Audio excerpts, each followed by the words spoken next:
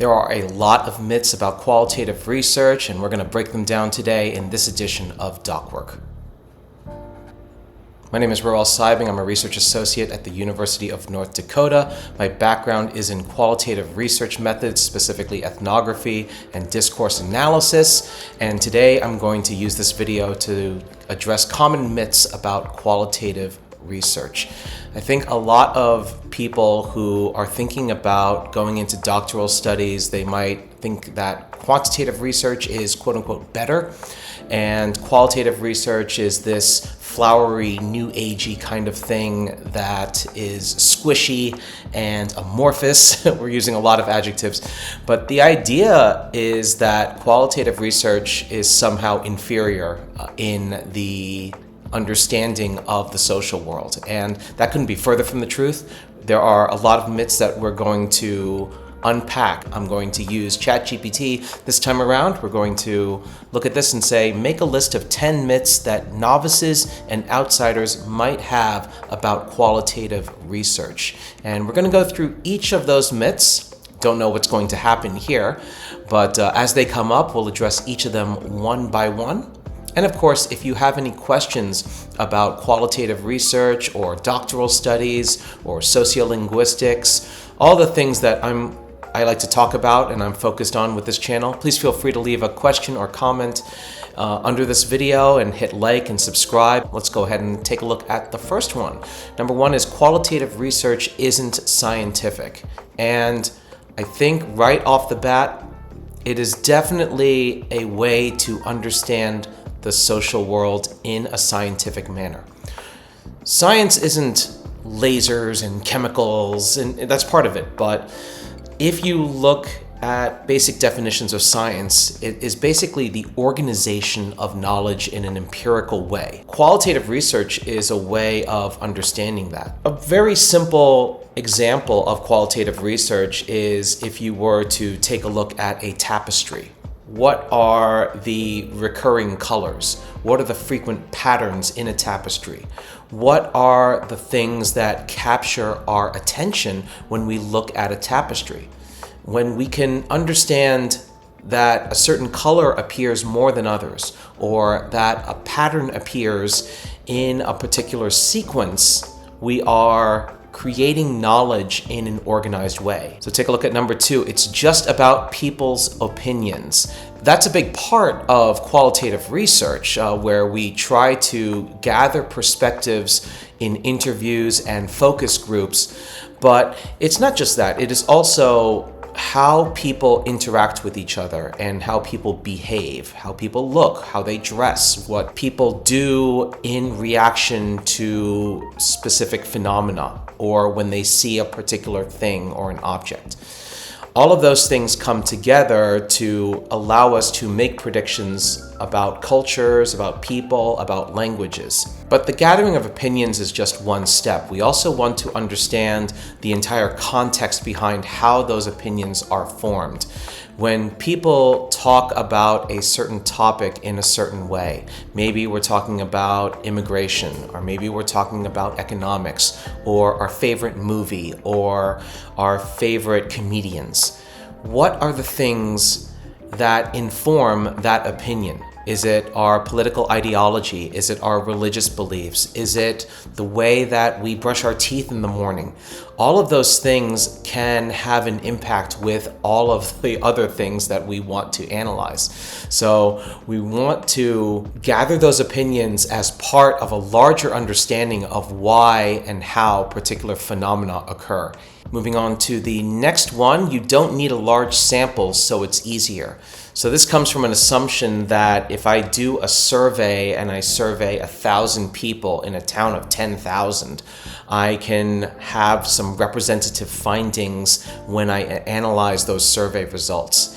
Qualitative research, you may not be dealing with as large a sample. You may be doing 10 interviews. You may be doing 20 surveys. You may be observing a particular classroom over the course of a week. And we're not necessarily dealing with large numbers to understand things in a generalizable way.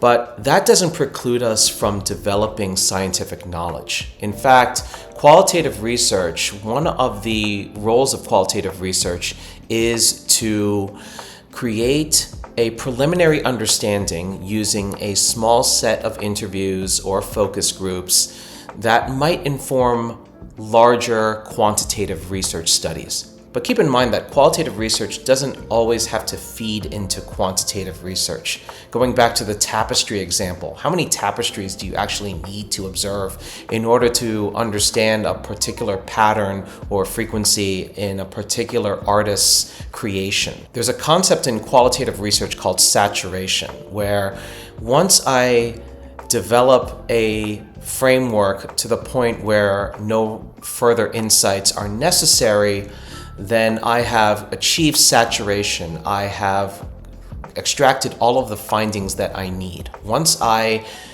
look at 5 different pieces of art and understand that artist's particular style, will another 5 pieces of art help me to understand it further, or is it just repeating the same patterns, the same style, the same way of creating art? In that case, then I have achieved what I needed to do in order to make predictions about this artist's next piece of work. On to the 4th myth: anyone can do it without training, and that is absolutely not true.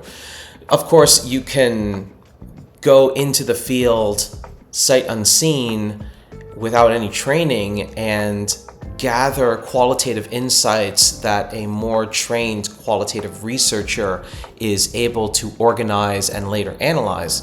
But if you really want to do qualitative research well and in a rigorous manner, it requires making methodological choices about the way that we view the world. It requires, when we're dealing with the social sciences, it requires ethics in order to treat people in a respectful and dignified manner, and it requires a deep understanding of the theoretical frameworks in the field that we want to pursue.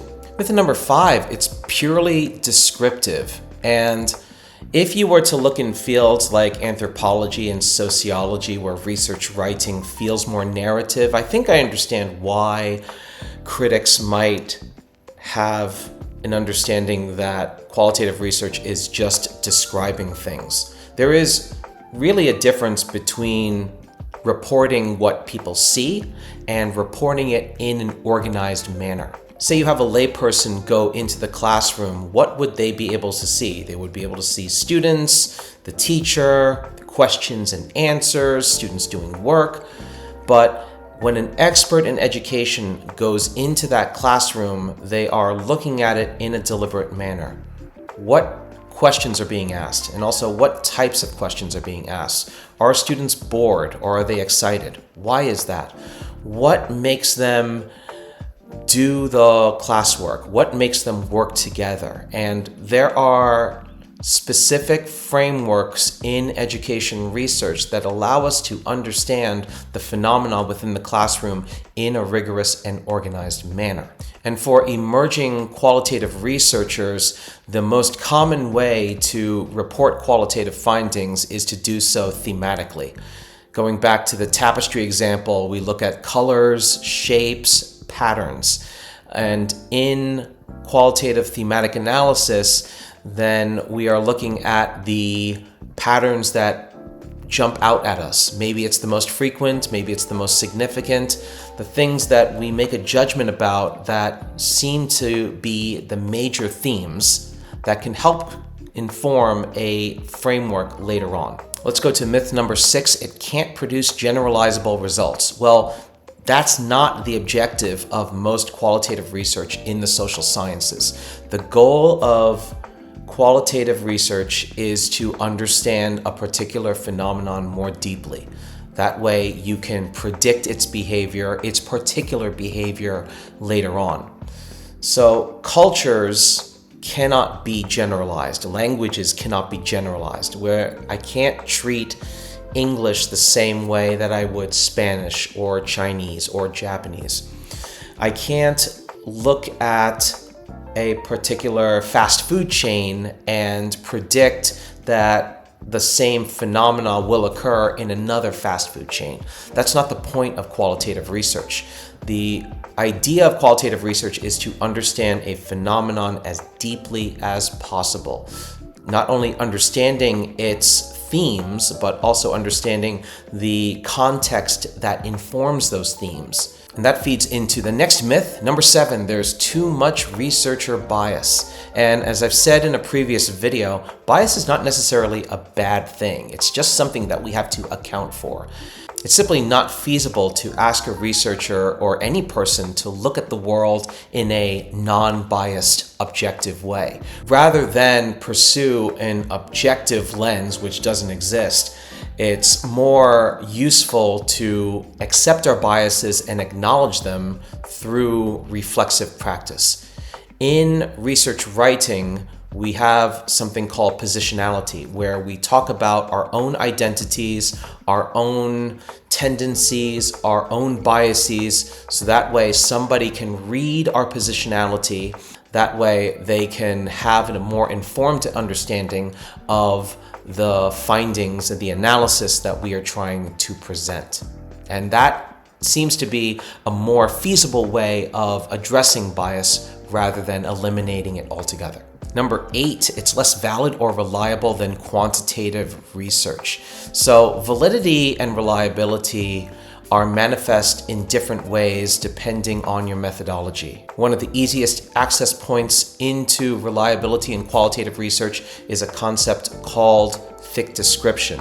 And that is the task of providing as much context, as much detail as possible about a particular culture, about a particular group of people. That way, the research audience can immerse themselves in the details so that they understand the context without actually having to have experienced it themselves. In this respect, quantitative researchers have it easier. They can show their numbers in tables and figures in a way that shows the data and analysis in a quick and easy, but also reliable way.